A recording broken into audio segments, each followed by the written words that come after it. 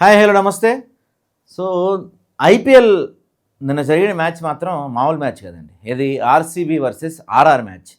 Actually first వర్షం పడి toss late అయింది, కొంత తర్వాత డ్రిజిల్ ఉంది, తర్వాత పిచ్ పైన తేమ ఉంది, రకరకాలుగా లేట్ అయింది మ్యాచ్ స్టార్ట్ అయింది. స్టార్ట్ అవ్వగానే ఫస్ట్ ఓవర్లోనే మనోడు సాల్ట్ పోగానే ఇంకేముంది అయిపోయిందిరా భయ్ అని చెప్పి అనుకున్నారు అంతా.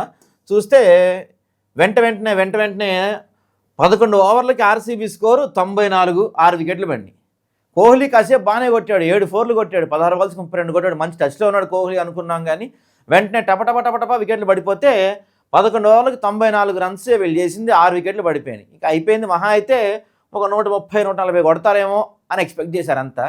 కానీ మన రజత్ పటీదారు పిచ్చి కొట్టాడు చెప్పాలంటే. ఆ తర్వాత లాస్ట్లో ఇంపాక్ట్ ప్లేయర్గా వచ్చిన వెంకటేష్ గారు కూడా అద్భుతంగా ఆడాడు.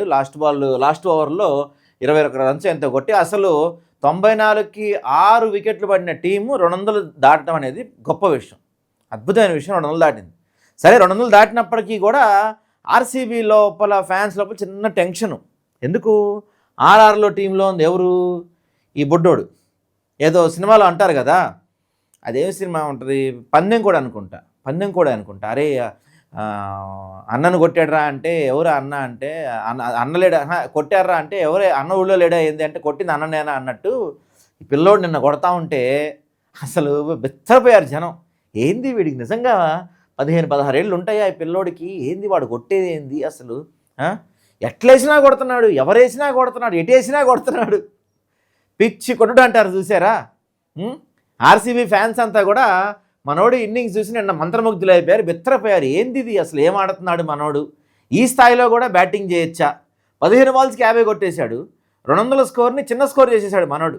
ఇంకాసేపు ఉండుంటే ఇంకోలా ఉండేది. అవుట్ అయ్యాడు కాబట్టి కొంచెం మ్యాచ్ చివరిదాకా 18 ఓవర్ల దాకా సాగింది. కానీ మనోడు ఉండుంటే కనుక 15 ఓవర్లకు మ్యాచ్ అయిపోయేది. ఏదో ఆ సినిమాలో చెప్తారు చూడ, కింగ్ సినిమాలో ఒక శివమణి జాస్ మోగించినట్టు, అదే ఎవరో జాకీర్ హుసేన్ తబలా వాయించినట్టు కొట్టిన చోటు కొట్టకుండా కొట్టాడు చూసారా, అట్లా కొట్టాడు. హెజిల్వుడ్ తోప్ bowler, world class bowler Hazlewood, మొన్న అంతకుముందు మ్యాచ్లో బూమ్రా, ఇప్పుడు వాళ్ళ భువి. ఎవరేస్తే వాళ్ళు బౌలర్ అనే, అసలు ఎవరు బౌలర్ అని కూడా చూడంటావు, కొట్టుడు పిచ్చి కొట్టాడు నిజంగా. మంత్రముగ్ధులు చేసిందంటారు చూసారా ఆ ఇన్నింగ్స్. అదే వరుసగా 4 మ్యాచ్లు గెలిచింది. ఇదిగో జైస్వాల్ అవుట్ అయ్యాడు ఫస్ట్లోనే, మరో ఎండ్లో వైభవ్ దూసుకెళ్ళాడు. అభినందన్ వేసిన 3 ఓవర్లో 2 4లో ఒక 6 బాదిన ఈ కుర్రాడు హెజిల్వుడ్ లాంటి మేటి బౌలర్ను విడిచిపెట్టాడు. అతను వేసిన 4 ఓవర్లో వరుసగా 3 4లో 6 కొట్టాడు.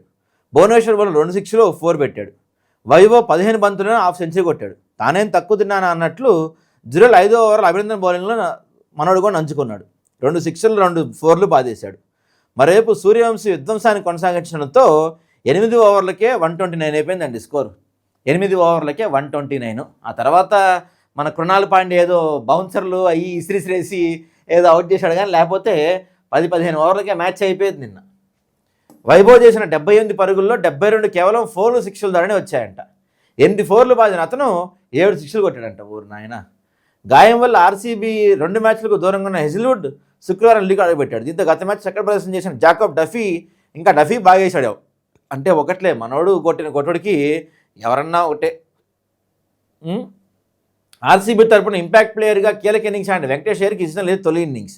నిరుడు కేకేఆర్కి అతను 23.75 కోట్ల రేటుకి న్యాయం చేయలేక ఇబ్బంది పడ్డ వెంకటేష్ ఈసారి 7 కోట్లకు ఆర్సీబీకి సొంతమయ్యాడు. కానీ లాస్ట్ ఓవర్లో బాగానే ఆడాడు.